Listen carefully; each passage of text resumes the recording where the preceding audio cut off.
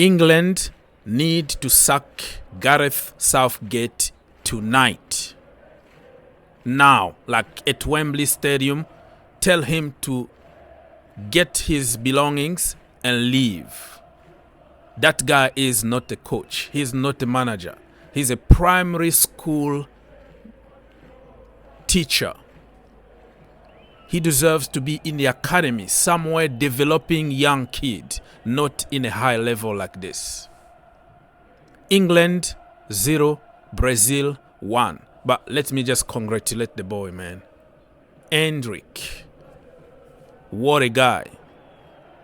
17 years old, scoring at Wembley. That's a big symbol for him. At Wembley Stadium, the legendary Wembley Stadium, the boy was the right place, the right time. And some people will say, oh, listen, it was a deflection or he didn't mean it. But listen, you have to anticipate this kind of situation. At 17, he can anticipate something. He can feel something. Being the right place, the right time is an art. High IQ, football IQ in this kid is very, very high. I'm not going to compare him to the Brazilian Ronaldo R9 or whatever, because he's going to be his own player. ENDRICK, remember the name. Listen, people, thank you so much, everybody that was there for the watch along on one of our channels, Foot State, football in the United States. So we had a lot of fun over there. So many people were there to listen to the commentary, and it was good. Next time, give us a chance. We're going to be tomorrow for the USA against Mexico. And next weekend, we're going to go back to the Premier League. Anyways, enough with plugging myself. Gareth Southgate out. You, English people, if you want to win anything, all you have to do is to sack that guy. Because England right now got the golden generation, and you don't want to waste that generation again the way you waste it with Lampard and Gerrard. If you want to help the channel, my friend, very simple. Click that like button, subscribe to the channel, comment down below. Let's keep the conversation going. And we're going to go to some details from this game. England 0, Brazil 1, as you can tell, at Wembley Stadium, just the way they lost against Italy in the final of the Euros a few years ago. Losing at home while they were leading already 1-0, and Gareth Southgate decided to park the bus, and it was enough time for Italy to come and score a goal, and then take them to penalties. The rest is history. How? Just tell me how. And let me just start by the lineups, right? Brazil literally were playing with their C team. Yeah, not even B team. Yeah, you can say Rodrigo and Vinicius Jr. are big names. But other than them, who else? A new goalkeeper, no Edison, no Alisson. No Neymar, no Gabriel Magalhaes, no Martinelli. The list goes on. All their bowlers were not there. They were injured. And this manager, the new manager of Brazil, this is the first time that he plays against European team. He came for the first time. He did his entire career in Brazil, and people were questioning how he's going to adapt with international football. Look at him. Came for the first time. I know it's a friendly, it doesn't count, blah, blah, blah, blah, blah. It count. This is how you build the mentality, the spirit of the team. Gareth is very soft. He doesn't deserve to be a coach in a high level like this. Many people will say, oh, this is the best England team since, I don't know, the 60s, and he managed to put everybody together and they enjoy together going to the camp. The boys are friends and blah, blah, blah. But listen, you need somebody with a lot of character, because it's not enough to be nice. in the national team to win. You have them for 2 weeks and 2 weeks only. You don't have to coach because somebody else already did the coaching job. You have just to manage them, manage egos, show some character, give them tactics so they can go there and win. You don't have time to wait. What are you waiting for? You don't coach anybody in the national team. So look at the team here. Pickford in goal. Walker, who came off, I think he was in the 20th minute.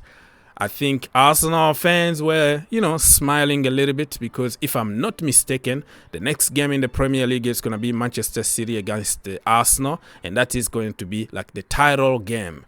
So Walker, hamstring injury, Arsenal been like licking their lips. Stones, Maguire, and Ben Chilwell.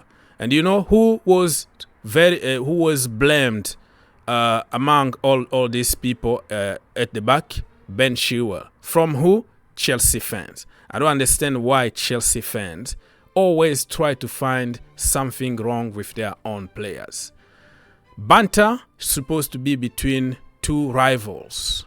You banter their team, you banter their players, you attack them. But Chelsea fans, they attack their own players. The entire team was poor, but they're going to, point fingers on Chilwell and Conor Gallagher. They were the worst on the pitch, according to them, because of the clout on social media, because of the clicks, because they know that people hate them. So if I say something negative about them, I'm going to have a lot of followers and subscribers and likes.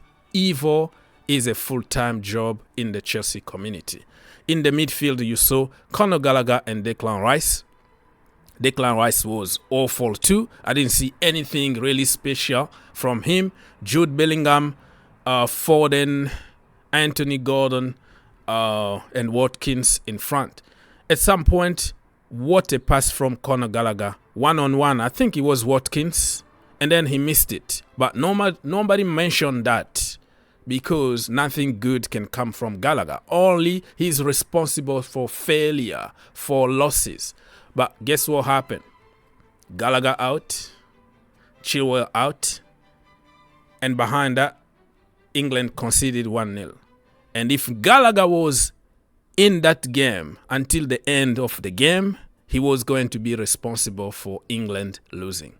That's how evil works in the Chelsea community. And nobody is going to defend their own kids, their own players from Chelsea, because Chelsea themselves are just waiting for that moment to attack, insult, lie about their own players. That is another topic for another day. And you look at Brazil here. Look at here. Some of the players that you don't know. Bento in goal. Bruno. It's not like Bruno Guimaraes or Bruno or Gabriel. Look at that. Beraldo. Wendell. Danilo. Have you heard of these players? No. Lucas Paqueta, yes, because he's in the Premier League. And Bruno Guimaraes in the Premier League, you can understand. Gomes. Rafinha is struggling at Barcelona. Rodrigo, we know him, but he's not in the same level as Vinicius Jr. or Neymar. You see what I mean? So this team here were mad because Brazil are struggling with a lot of injuries. But they managed to beat England. England also had few injuries, I'm not going to lie, because Harry Kane in front is a different story. But they still have world class everywhere. Ivan Toney is on the bench, you can tell. James Maddison was on the bench. Ramsdale. Everybody here that you can tell.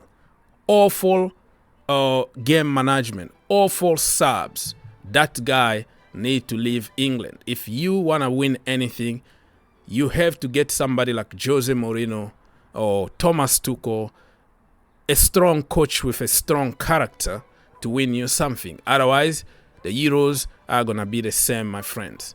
Let's go to some statistics here very quickly.